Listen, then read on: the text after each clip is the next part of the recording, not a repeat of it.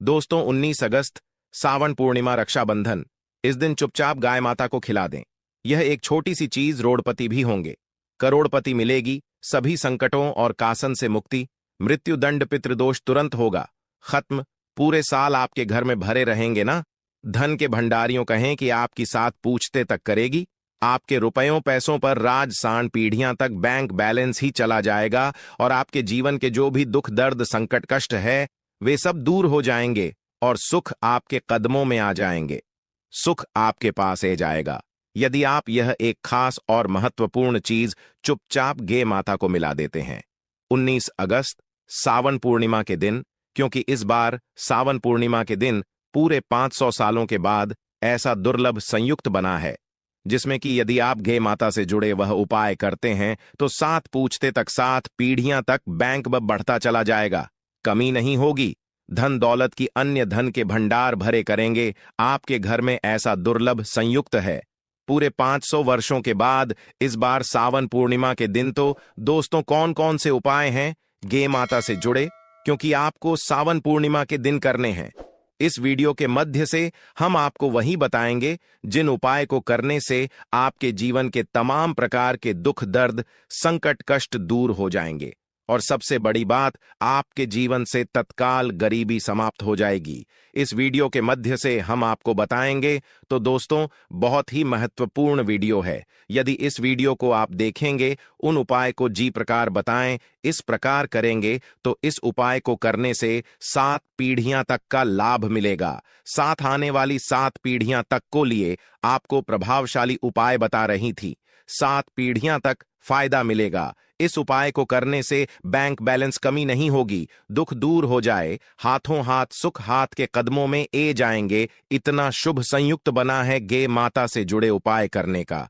इस बार सावन पूर्णिमा के दिन तो दोस्तों कौन कौन से उपाय हैं, पूरा वीडियो देखना। पूरा वीडियो देखोगे तो यह लाभ मिलेगा, बीच बीच में से वीडियो देखोगे तो कोई लाभ नहीं मिलने वाला है। यदि आप चाहते हैं कि धन से आप मालामाल हो, जैन गरीबी समाप्त हो जाए और आपकी अन्य धन के भंडार बने रहे, तो पूरा वीडियो देखकर ही जैन सबसे पहले तो आपसे रिक्वेस्ट करते हैं वीडियो को लाइक कर दें सबसे पहले और सच्चे दिल से कमेंट्स बॉक्स माता लक्ष्मी जय गौ माता आवश्यक लिख देना, जिससे समस्त मनोकामनाएं पूर्ण हो जाएं। और साथ ही साथ वीडियो को दोस्तों के पास शेयर जरूर करना ताकि और लोगों का भी भला हो। यदि और लोगों की भला के बड़े में आप सोचेंगे, भलाई के बड़े में सोचेंगे तो आपका भला अपने आप हो जाएगा। यह मान ले शेयर दूर कर दे ज्यादा से ज्यादा वीडियो को। तो दोस्तों सबसे पहले तो आपको बता दें गाय माता के उपाय बताने से पहले कि हिंदू पंचांग के अनुसार पूर्णिमा आने वाली है। धार्मिक ग में इस दिन स्नान तक और दान का विशेष महत्व है। सावन पूर्णिमा के दिन यह पर्व गुरु के प्रति सम्मान और आभार प्रकट करने के लिए हर साल सावन मास की पूर्णिमा को मनाया जाता है। गुरु शब्द का अर्थ होता है अज्ञान के अंधकार को दूर करने वाला गुरु। अपने ज्ञान से शिष्य को सही मार्ग पर ले जाते हैं और उनकी उन्नति में सहायक बनते हैं। सावन पूर्णिमा इस दिन जो भी आप उपाय करेंगे, किसी भी प्रकार के कोई उपाय करेंगे तो उसका प्रभाव उसका असर आपको 100% मिलता है। प्रभावशाली उपाय जो भी आप करेंगे उसका अब आपको अवश्य देखने को मिलेगा। जहां दोस्तों आपको बता दें, और गुरु एक ऐसा शब्द है जो ज्ञान प्रेरणा और मार्गदर्शन का प्रतिबिंब है। गुरु वे होते हैं जो अंधकार में प्रकाश लाते हैं, अज्ञानता को दूर करते हैं और हमें जीवन का सही मार्ग दिखाते हैं। सावन पूर्णिमा, जिसे सावन माह का आखिरी दिन भी कहा जाता है, जिसे सावन पूर्णिमा के नाम से भी जाना जाता है, हिंदू धर्म का एक महत्वपूर्ण त्योहार होता है। हिंदू कैलेंडर के अनुसार यह त्योहार हर साल के सावन मास की पूर्णिमा को मनाया जाता है। इस वर्ष सावन पूर्णिमा 19 अगस्त 2024 को मनाई जाएगी। सावन पूर्णिमा का महत्व भाई और बहन के पवित्र संबंध का प्रतीक है। इस दिन बहिनें अपने भाई के प्रति कृतज्ञता व्यक्त करते हैं। यह पूर्णिमा भाई बहन के रिश्ते को मजबूत करती है। इस दिन बहनें अपने भाई की कलाई पर राखी बांधती है और उनकी लंबी उम्र के लिए कामना करती है। प्रेम और मार्गदर्शन के लिए उनका सम्मान करते हैं। सावन पूर्णिमा भाई बहन के रिश्ते की डोर को मजबूत करते हैं मनाया जाने वाला पर्व है। आइए इस लेख में जानते हैं कि इस साल के सावन पूर्णिमा की तिथि क्या है और साथ ही सावन पूर्णिमा के इतिहास और महत्व के बारे में जानेंगे। सावन पूर्णिमा सावन मास की पूर्णिमा 19 अगस्त 2024 के दिन है, इसलिए इस साल सावन पूर्णिमा 19 अगस्त को मनाई जाएगी। पूर्णिमा तिथि की शुरुआत 18 अगस्त शाम जो 5 OS ईना मिनट से होगी। इसका समापन 19 अगस्त को रात 9 बजे पर होगा। दोस्तों, इस दिन आपको क्या करना चाहिए? इस दिन और मछलियों को आटा दाना आपको अवश्य खिलाना चाहिए। पक्षियों के लिए, पशुओं के लिए आना, मन्नत का आपको एंड अपने का आपको व्यवस्था करनी चाहिए। और साथ साथ श्रवण पूर्णिमा के दिन चंद्रमा अपनी पूर्ण कलाओं में होता है। इस दिन चंद्रदेव की पूजा करने से चंद्र दोष से मुक्ति मिल जाती है। तो दोस्तों, यदि आप चाहते हैं कि आपके जीवन से हर प्रकार के दुख दूर हो जाए, तो दोस्तों आप क्या करेंगे? आप चंद्रमा को एक पत्र में एक तो लौटे में कच्छ दूध अर्पित कर दें। जब भी चंद्रोदय हो, पूर्णिमा की रात ऐसा करने से ऐन धन की बरकत होती है, घर में धन प्रताप के योग्य बनते हैं और समस्त दोष से भी छुटकारा मिल जाता है। और इस दिन भगवान विष्णु और माता लक्ष्मी की पूजा का विधान है। विधि विधान से, श्रद्धा भाव से भगवान विष्णु जी माता लक्ष्मी के दर्शन करें, पूजा करें, आरती उतारें। ऐसा करने से सुख, धन और समृद्धि की प्रताप होती है। व्यक्ति जो कि गमा में भगवान शिवा की विशेष पूजा अर्चना की जाती है, तो इसलिए आप सावन पूर्णिमा के दिन भगवान भोलेनाथ का भी अभिषेक करना चाहिए। कुछ ना बने तो एक लोटा जल अवश्य अर्पित कर दें। यह भी ना बने तो दोस्तों उनके दर्शन जरूर करनी है। भगवान शिवा और मां पार्वती के समस्त कार्य आपके पूर्व ऐन हो जाएंगे। और दोस्तों, बात करें कि गे माता से जुड़े कौन कौन से उपाय आपको करनी चाहिए सावन पूर्णिमा के दिन, जिससे समस्त मनोकामनाएं पूर्ण हो। 7 पीढ़ियां तक धन दौलत बढ़नी चली जाएगी, आपकी 7 पूछते तक करेगी। आपके रुपयों पैसों पर राज्य, तत्काल गरीबी समाप्त हो जाएगी। सभी दुख होंगे दूर और सुख आपके कदमों में होंगे। तो दोस्तों, शुरू करते हैं गे माता से जुड़े कौन कौन से उपाय जो क्या सावन पूर्णिमा के दिन अवश्य करनी चाहिए। चलिए शुरू कर दे दोस्तों। सनातन परंपरा में गे माता, गंगा और गायत्री का बहुत ज्यादा धार्मिक महत्व है। मान्यता है कि 2 माता के शरीर पर 33 कोटि देवी देवताओं का वास होता है। गौ माता की सेवा एवं पूजा करने वाले जातक पर इन सभी देवी देवताओं की कृपा बरसाती हैं। वह सेवा सी सिर्फ इस जन्म के बाल की पूर्व जन्म के भी दूर हो जाते हैं। प्रत्येक सुबह जब आपके घर में भजन बनना प्रारंभ हो, तो सबसे पहले बनाई गई रोटी को आप गौ माता के नाम से निकाल दें और भजन करने से पूर्व घूमता को इस रोटी को खिलाएं। यदि संभव हो तो काली गाय माता को खिलाएं। यदि काली गाय माता ना मिले तो सफेद गाय माता को भी आप मिला सकते हैं।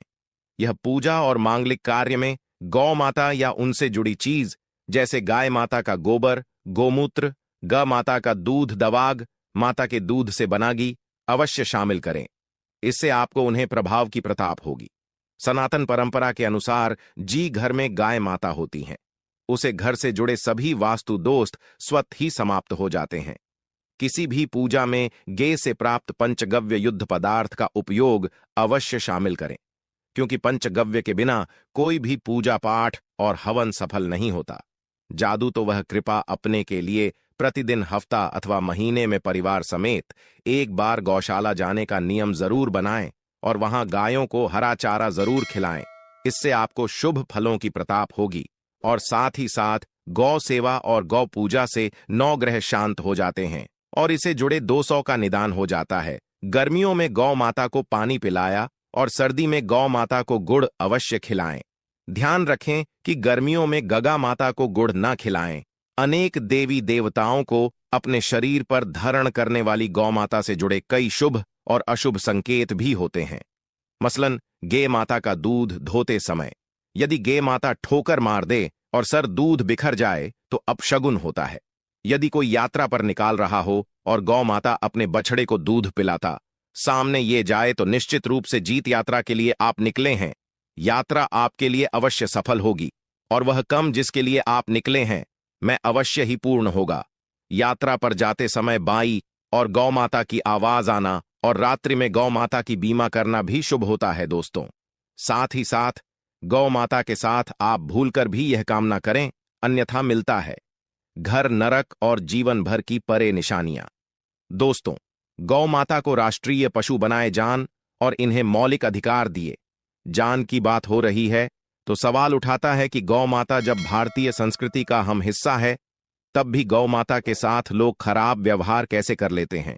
गौ माता दर दर भटकती रहती है, भरपेट इन्हीं चारों तक लोग नहीं देते। गौ माता जब तक दूध देती रहती है तो उनकी सेवा होती है, और जैसे ही दूध देना बैंड कर देती हैं तो लोग इन्हें उनकी किस्मत पर छोड़ देते हैं, सड़कों पर और गलियों में भड़काने के लिए। ऐसे में गोवंश जीवन को कोई डंडे से मारता है तो कोई उन पर पानी डाल देता है, कभी वाहनों से इन्हें ठोकर लग जाती है तो कभी बीमा होकर बेचारी एक गौ माता दम तोड़ देती है। ऐसे में जरूर है इन बातों को जानकारी। गौ माता को लेकर शास्त्रों में क्या कहा गया है, गौ माता के साथ आपको कैसा व्यवहार करना चाहिए। या दोस्तों, गौ माता को कभी भी मारना पीटना नहीं चाहिए। शास्त्रों में गौ माता को माता का दर्ज दिया गया है। गौ माता को कटने पीटने वाला, माता को काटने पीटने वाले के समाज पाप का भाग माना जाता है। ऐसे घरों को नरक लोक में वर्षों तक कष्ट भोगना पड़ता है। अगले जन्म पशु यानी मैं मिलता है। कथा है कि गौतम मुनि ने गलती से गौ माता को डंडा मार दिया था, जिससे गौ माता की मृत्यु हो गई थी, और इस पाप से मुक्ति के लिए इन्हें वर्षों तक तपस्या करनी पड़ी। भगवान श्री कृष्ण जी ने बेल स्वरूप में आए व्रत असुर का वध कर दिया था, जिससे मुक्ति के लिए भगवान श्री कृष्ण को संपूर्ण तीर्थ को एक कुंड में बुलाना पड़ा, और इस कुंड में स्नान से वह पाप मुक्त हो गई थी। या दोस्तों, साथ ही साथ जो लोग पानी पी रही गौ माता को भागते हैं, वे घर पापी के भाग्य बनकर नरक भगते हैं, ऐसा पुराण में बताया गया है। जबकि 2 लोग के माता के लिए प्याऊ और 4 बनवेट हैं, वह मां भाग्यवान होते हैं। ऐसे लोग घर पाप से मुक्त होकर स्वर्ग का जाते हैं और बड़े ही धनवान कल में जन्म लेकर सुख भगते हैं। और साथ ही साथ आराम कर रही गौ माता को कष्ट देकर कभी भी उठाना नहीं चाहिए। कहते हैं कि जिस स्थान पर गौ माता बैठी है, वहां से नकारात्मक ऊर्जा समाप्त हो जाती है। गौ माता के बैठने की जगह को जो लोग नियमित साफ रखते हैं, वे पूर्व जन्म में किया गए जान अनजाने में बापू से मुक्ति हो जाते हैं, और वह लोग में ठान पाते हैं। गौ माता को डंडा मारकर उठाना, पानी डालकर उठाने से मनुष्य पाप का भाग बनता है और अगले जन्म में उसे दर दर भटकना पड़ता है। और साथ ही साथ शास्त्रों में बताया गया है कि गौ माता का दूध उसके बछड़े के लिए होता है। माता के बछड़े से बचा हुआ दूध ही मनुष्य को लेना चाहिए। लेकिन कुछ लोग एक बार गौ माता को तोहू लेने के बाद फिर से बचाने के लिए बचा हुआ दूध भी दूर लेते हैं। ऐसा करना घर पाप कहां जाता है। ऐसे दूध को दुखन वाला और ग्रहण करने वाला दोनों ही पाप की भाग बन जाते हैं दोस्तों। साथ ही साथ शास्त्रों में कहा गया है कि गोवंश यानी गौ माता और बेल के पीठ पर नहीं बैठना चाहिए। इनके पीठ पर बैठने से मां बाप लगता है। ऐसे लोगों को नरक की यातना भुगतान पड़ती है। एकमात्र महादेव के अंश के उत्पन्न नदी ही गोवंश है जी, पर स्वयं महादेव और महादेवा सवारी करती हैं, क्योंकि नंदिनी ने स्वयं अपनी इच्छा से महादेव की सवारी बनना स्वीकार किया था। और सबके साथ शास्त्रों में गौ माता के दान को बहुत ही महत्व दिया गया है। लेकिन ऐसी गौ माता का दान कभी नहीं करना चाहिए जो बुद्धि और बीमा हो। कठोपनिषद में नचिकेता की कथा भी इस संदर्भ में है कि जी नचिकेता ने पिता द्वारा बुद्धि गौ माता को दान करने पर आपत्ति जताई थी। दूध देने वाली और बछड़े सहित जो लोग गौ माता का दान करते हैं, वह महान पुण्य को प्राप्त करके स्वर्ग में इस स्थान पाते हैं। दोस्तों, साथ ही साथ सूर्य चंद्र मंगल या शुक्र की यूटी रहो तो पितृदोष होता है। यह भी मान्यता है कि सूर्य का संबंध पिता से, मंगल का संबंध रक्त से होने के कारण सूर्य यदि शनि राहु या केतु के साथ स्थित हो या दृष्टि संबंधी हो तथा मंगल की यूटी राहु या केतु से हो तो तेरा दोस्त होता है। इस दोस्त से जीवन संघर्ष में बन जाता है। यदि पितृदोष हो तो गौ माता को प्रतिदिन या किसी भी एकादशी को या किसी पूर्णिमा के दिन या अमावस्या को रोटी घोड़चार आदि खिलौने से पितृदोष से समाप्त हो जाता है। साथ ही साथ देसी के माता की पीठ पर जो खुद होता है वह बृहस्पति गुरु हैं। 8 और जन्मपत्री में यदि बृहस्पति अपनी नीचे राशि मकर में हो या अशुभ स्थिति में हो तो देसी गौ माता के इस बृहस्पति भाग शिवलिंग रूपी कुबेर के दर्शन करने चाहिए। यह गुण तथा चने की दाल रखकर गौ माता को रोटी भी दें इससे आपको शुभ फलों की प्रताप होगी। और साथ ही साथ यदि आप रास्ते में जा रहे हो और सामने से गौमाता आई हुई दिखाई दे तो गौमाता को आप अपनी दाहिनी ओर से जान देना चाहिए। आपकी यात्रा बस से ही सफल होगी। और साथ ही साथ यह है संकेत भी। यदि आप यात्रा पर जा रहे हैं और सामने आपके गौ माता बांट जाए अथवा अपने बछड़े को दूध पिलाता हुई सामने गए माता दिखाई दिए जाए तो समझ जाना कि वह यात्रा आपके लिए अवश्य ही सफल होगी। और साथ ही साथ घर में गौ माता होती है उसमें वास्तु दोष स्वतः ही समाप्त हो जाता है। और साथ ही साथ आपको बता दें कि गौ माता को आप जो भी रोटी बनाएं प्रतिदिन ताजी रोटी ही बनाएगी। माता को अगर आपने रोटी बनाई है तो कोशिश करें कि उसे रोटी को आप तुरंत ही गौ माता को दे दें। अगर आप उसे रोटी को रख देंगे और उसे रोटी को अगले दिन देंगे तो वह रोटी वासी मर जाएगी। गे माता को कभी वासी रोटी ना दें, इससे घर में नकारात्मक ऊर्जा वास करती है और जो भी कार्य आपके बने वाले होंगे वह कार्य भी आपके बिल्कुल भी नहीं बनेंगे। इससे आपके घर में हमेशा दर्द ऊर्जा का वास रहेगा और आप भी कार्य को करेंगे उसे कार्य में आपको हमेशा असफलता ही हाथ लगी। इसलिए कोशिश करें गौ माता को रोजाना ताजी ही रोटी बनाकर खिलाएं और रोटी को बिल्कुल ना रखें। बंसी रोटी गौ माता को ना दें और साथ ही साथ साड़ी गली चीज गे माता को नहीं खिलानी चाहिए कि घर में कोई फल है कोई सब्जी है। सो जैन तो लोग क्या करते हैं गौ माता को मिला देते हैं।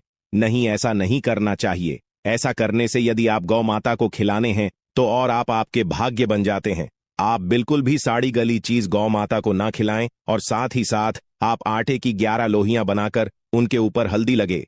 इसके बाद आप उन 11 लोहियां को एक एक करके गौ माता को खिलाएं।